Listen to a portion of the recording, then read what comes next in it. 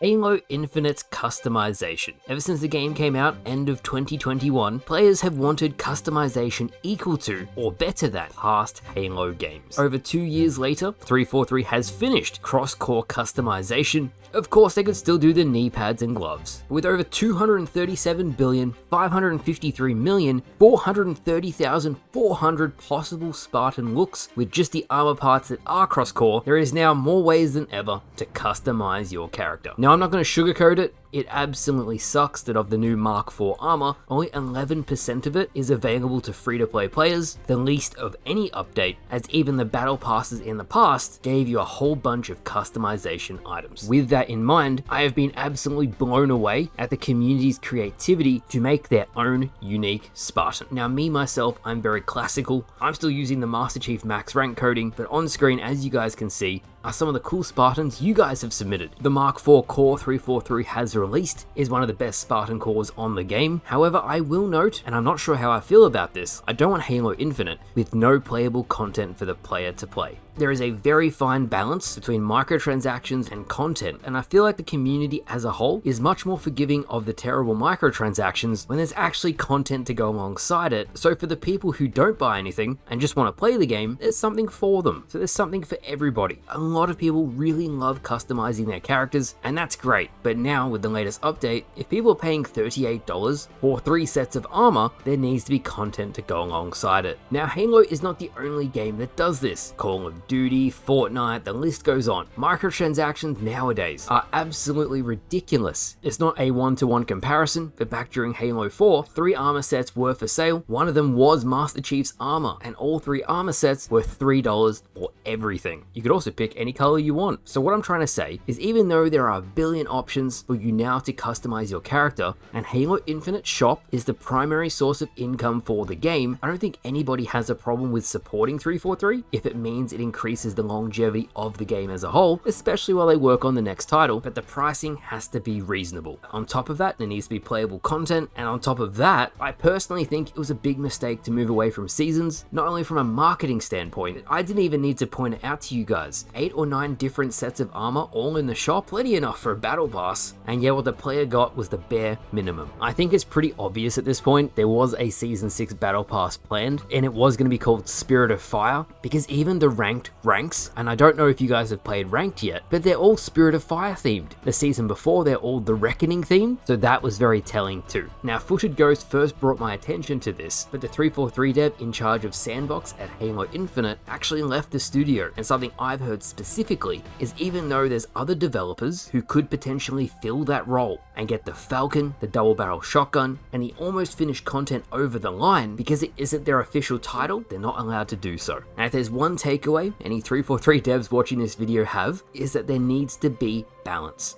A balance between the content, the cosmetics, the prices, value for the player, and I even think it would be a very good idea to reward players for their time invested in the game. A minuscule amount of Spartan credits for players who play hours a day, I think, is a great idea, especially if you guys are going the route where everything is in the shop. As a final side note, now that cross-core shoulders are available, a lot of the items you could purchase have again raised in price. 343 said last season that because there's better value for these items now, they have raised in price. I still strongly disagree with this, as it's the way it should have been at launch now, but at the end of the day, between all things on Halo Infinite and even the future, there needs to be balance. A lot of the comments on my video the other day said that they would have bought stuff from the shop, but then they saw the price and was like, whoa, that's way too expensive. Other people said with these store prices that 343 has burnt a lot of the goodwill they built up over the last few seasons. My personal thoughts are that this was a massive shift in a different direction for the game. The game was just starting to find its feet, the population reflected that, and I think the battle pass model was taken away because of the 1,000 credits you get back. So let me know what you guys think. If you have a solution that 343 could do to make the game better, leave me a comment down below, tell me what you think. But thank you all for watching, I hope you all enjoyed, and I'll see you guys